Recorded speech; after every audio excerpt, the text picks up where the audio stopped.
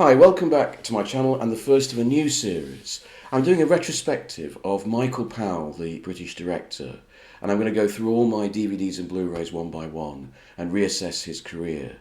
I'd never heard of Michael Powell before I was in my 20s, and then I went to the National Film Theatre in London and I saw A Matter of Life and Death, one of his best films I think, and it blew my mind. I never knew that there had been a British director this ambitious and this fun.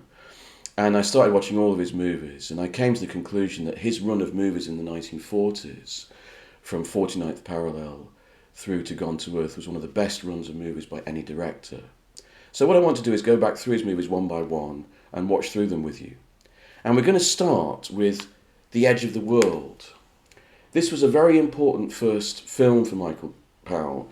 He'd actually been making quota quickies for years for the British film studios. But then, in '36, he got together with two rather unusual people, an ex-vaudeville comic from America and a brass band enthusiast from the north of England, and they put together some money and they helped produce this film. And what it was, Michael Powell in the 20s, he'd seen a news report in the papers about St Kilda. Now, St Kilda was a very remote island off the far northwest coast of Scotland, and it used to be inhabited. There were farmers and crofters who had a life there. But eventually they wrote to the mainland and saying, can you come and pick us up in a steamer and take us away? We can't sustain this life anymore. The young people are going to the mainland for jobs, and it's just not becoming viable to live here.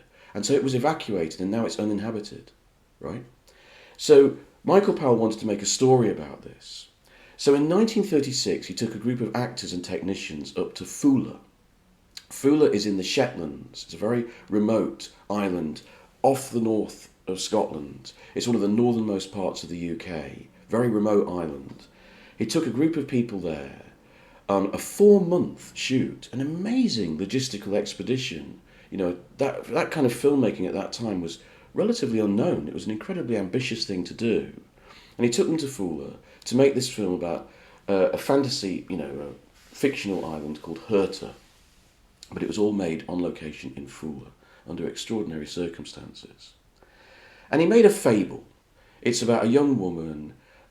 She's in love with this guy on the island. But this guy and her brother have very radical, different ideas about what should happen. Her brother thinks that they should leave the island and go to the mainland, whereas the man she loves thinks that they should stay on the island and see through their culture and their lives. And the two men, in this bravura sequence, they decide to settle this argument in front of the whole island by climbing the cliff from the sea to the sky, and whoever makes it, wins. And of course the brother dies horribly. He falls from the waterfall and dies. The whole story is really a way of showing life on Foula and celebrating this culture that has been lost. And it introduces this culture so beautifully. The first major scene on the island, you see this, the kirk, the small church, calls the people to church on a Sunday morning. And you see this long black line of parishioners coming through the island from their various crofts and cottages. Beautifully done. And the ceremony, you see them tying up their little dogs outside. You see them getting a bit bored during the vicar's sermon.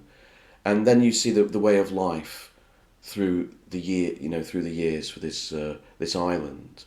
When the brother dies, this is the brother here, there's a beautiful sequence where the father and his daughter go from croft to croft saying, I invite you to the funeral of my son. Will you come? And they say, I will come. It's very beautiful. It's very simple, almost childlike, but very mature at the same time. It's very moving. And in the end, they realise that they can't sustain this life and they have to go to the mainland. And that's the tragedy of the story. I read a review of this saying that there's a lot of clumsy plot mechanics. And I don't agree with this, actually, because the whole story is not written to be taken literally seriously. It's written as a fable. And each of the major plot moments is actually a sort of symbolic moment.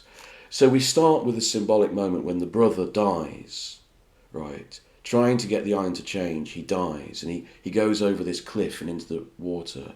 Later, his sister, she is trapped because the man she loves opposed him and caused his death. So her father hates him with a vengeance. So she's caught between two men.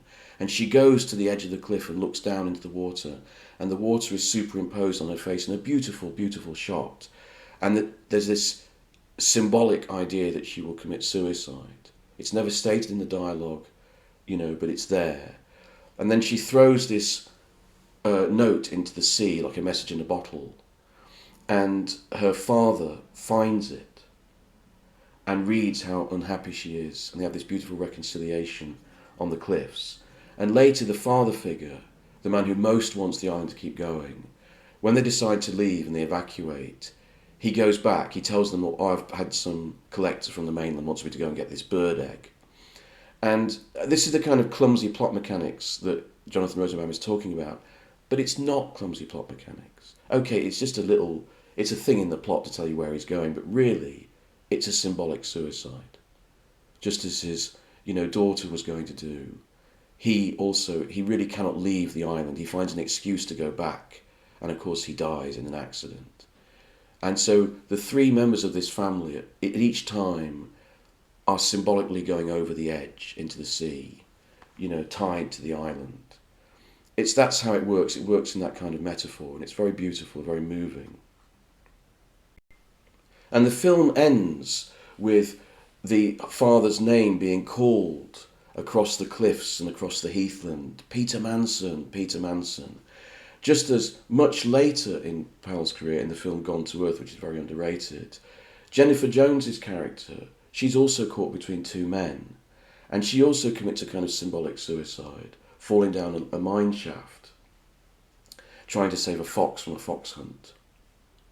And you hear the words, "Gone to Earth," sort of called across the landscape, and that's the end of the film.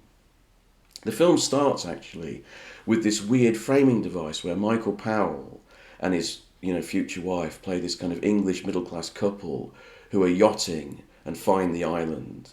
And they ask the guy they're with to tell them the story of the island. And then it goes back into flashback. But interestingly, Powell never goes back to that framing story, because that's not the point. The point is the death of Peter Manson, this man who never wanted to leave the island. And that's where it ends. It's a film that starts Powell's fascination with wildlife and man's relationship with the land. It's a film that shows Powell's essential paganism, his belief in nature, in fertility, in the beauty of man's relationship with the landscape. I don't think there's any sequence in cinema that shows the beauty of having a child and the importance of having a child as the scene in this film where she gives birth to her child. It's an extraordinary scene, it's so moving.